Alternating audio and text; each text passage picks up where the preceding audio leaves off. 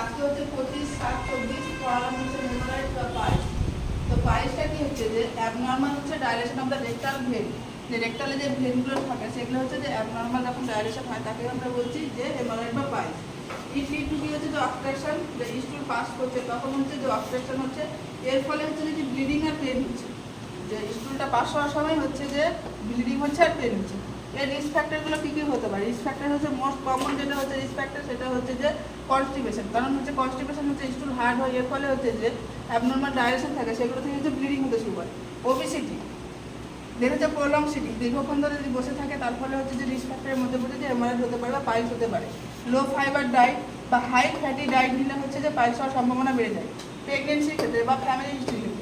এবার হচ্ছে পাইলসটাকে হচ্ছে দুভাগে ভাগ করা হয়, টাইপস অফ পাইলস হচ্ছে দুভাগে ভাগ করা হয়। একটা হচ্ছে এক্সটার্নাল পাইলস, একটা হচ্ছে ইন্টারনাল পাইলস। এক্সটার্নাল পাইলসের ক্ষেত্রে হচ্ছে যে কী হয় যে বেশি পেইন আর ইচিং হয়। ইন্টারনালের ক্ষেত্রে হচ্ছে কী হচ্ছে লেস, মানে তুলনামূলক এক্সটার্নালের থেকে যে কম ব্যথা আর হচ্ছে ইচিং হয়।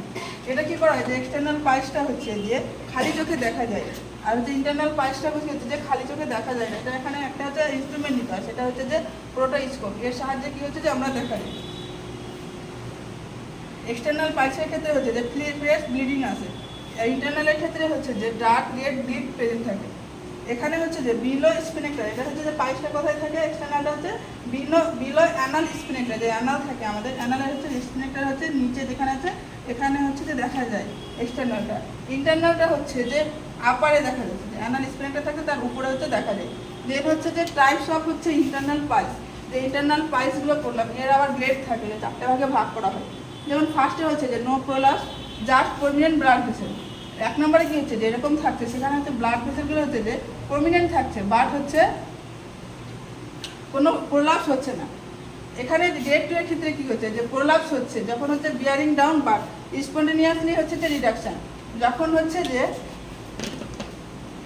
পাইলসগুলো প্রমিনেন্ট থাকছে। এবার হচ্ছে যখন হচ্ছে কোনো বিয়ারিং ডাউন কোনো শক্ত জিনিস আসছে তখন হচ্ছে যে সেগুলো হচ্ছে প্রমিনেন্ট হচ্ছে। এরা কি করে যে নিজে থেকে আবার হচ্ছে নিজের জায়গায় ফিরে চলে আসে। এটা হচ্ছে গ্রেড 2।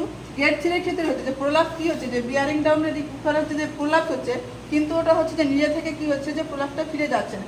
এখানে কি করছে যে প্রোলাপস হচ্ছে, যে প্রোলাপসটাকে কি হচ্ছে হাত দিয়ে ম্যানুয়াল হচ্ছে যে প্রসেসের সাহায্যে কি করছে যে ভেতরে ঢোকাতে হচ্ছে।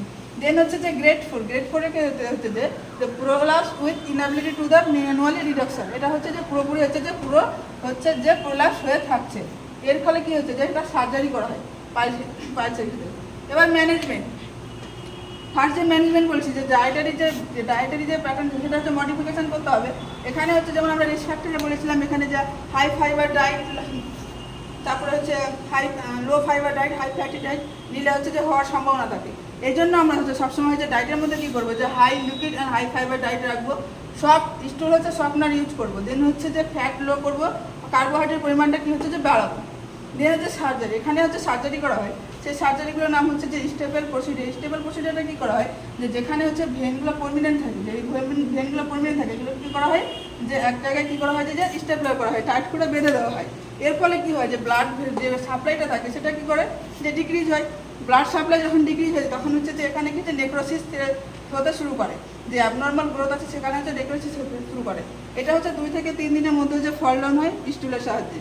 দেন হচ্ছে একটা হচ্ছে লেসার সার্জারি। লেসার সার্জারির ক্ষেত্রে হচ্ছে যে ডিস্ট্রয় করা হয় অ্যাবনর্মাল হচ্ছে গ্রোথ ইন দ্য ভায়া হচ্ছে লেসার রে, যে একটা লেসার রে দেওয়া হয়, এটার সাহায্যে যে অ্যাবনর্মাল যে গ্রোথগুলো আছে সেগুলোকে হচ্ছে নষ্ট করা হয়। দেন হচ্ছে যে ক্রায়ো সার্জারি হচ্ছে যে লিকুইড নাইট্রোজেন গ্যাস ইউজ করা হয়, যার টেম্পারেচার থাকে যে -20°C। এর ফলে কী হয়েছে যে বেসো কনস্ট্রিকশন হচ্ছে ব্লাড ভেসেল কী হচ্ছে যেখানে হচ্ছে যে কনস্ট্রিক্ট থাকছে, এখানে ব্লাড সাপ্লাইটা ডিক্রিজ হচ্ছে। এর ফলে হচ্ছে নেক্রোসিস হচ্ছে, নেক্রোসিসের ফলে হচ্ছে ডেথ হচ্ছে এবং হচ্ছে তার রিস্কের সাথে বেড়ে যাচ্ছে।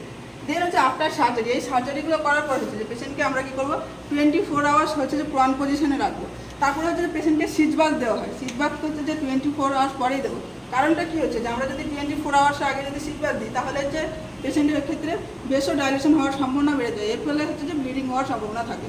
সিট বাথের ক্ষেত্রে হচ্ছে যে ওয়ার্ম ওয়াটার প্লাস হচ্ছে এখন বিটাডিন দিয়ে হচ্ছে পেশেন্টকে দেওয়া হয়। একদিনে হচ্ছে 2 থেকে 3 বার দেওয়া হয়। আজকে এই পর্যন্ত।